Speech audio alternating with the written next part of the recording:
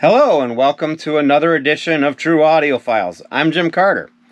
In this episode, we're going to talk about the vinyl grading system. And what I mean by that is, I'm sure a lot of you know what I'm talking about, but for those of you who don't, it's basically a grading system that's been in place that tells you how good the condition of the record is. So, it's mint, near mint, very good, fair, good, poor. I don't remember the bottom ones because I never buy ones in those levels anyways. But the one big thing that I see that is an issue is different people's interpretations of those conditions. So, example to me is, I don't know if there's ever an album that should be considered mint. Because quite frankly, records hardly ever are perfect. And if they're perfect, that's how they get to be mint. I don't know if I've ever seen a perfect record. I've seen some really, really good ones, but I've never seen perfect. Any new releases that I buy, when I put them into my Discogs catalog, I put them in as at maximum near mint. If there's a lot of surface noise and maybe some crackles and pops, I'll put in very good plus. But or if there's some obvious marks on them, I'll put it in as very good plus as well.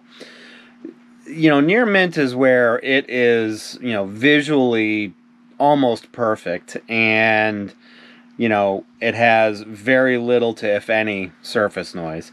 Sometimes on a new release, I'll still mark it as near mint if there's more surface noise than I would like, but I'll make note of that in my ratings. But the thing that frustrates me, and one of the reasons why I hardly ever buy anything from eBay or Discogs or any online place if it's a used album, is simply just because I don't trust people's version of the rating systems. And because I see it when I go to record stores, as a matter of fact. I'll see a record store that says, oh, this is near mint. And you take a look at it, and it's got, 3 pretty pronounced scratches on it or something like that. So, and that's why I really like to see the stuff in person, to really be able to take a look at it, hold it, and visually inspect it, and get my take on it, and see if I think it's worth that. And I've seen record stores, I'm not going to name any names, because, I think sometimes it's just a matter of opinion with the different employees maybe that rate the records. But I've definitely seen a wide range in what's sometimes labeled as very good plus, which is generally the lowest level I will purchase a record unless it's an album that I've been desperately trying to find, and it's a record that is pretty rare but inexpensive because of its condition. That would be about the only time I will buy one in the lower levels.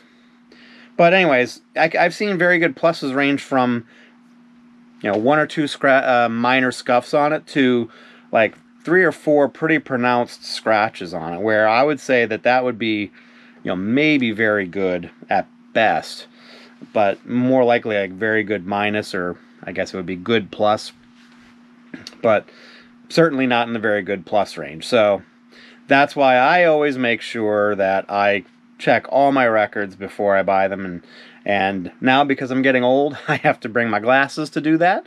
So I have to try to make sure I do that more often, because I have had situations where I didn't have my glasses, and when I get home and look at them, there's a lot more on there than I initially had thought. So this one I think is going to be kind of a short video, just because there's not a whole lot to talk about on this subject besides what my opinion on it. But I would really love to hear your take. Do you trust other people's opinion on things when it comes to the condition of a record? If they say it's very good plus, have you had a lot of great experiences, or have they mostly been bad experiences with people maybe telling you it's very good plus, but it really isn't?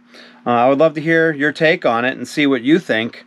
If you liked this video, please subscribe. Actually, like the video first, then please subscribe to my channel if you liked what you saw. And if you want to know when my new videos come out, I would love it just to hit that alert bell on there, and it'll let you know when my new videos are here.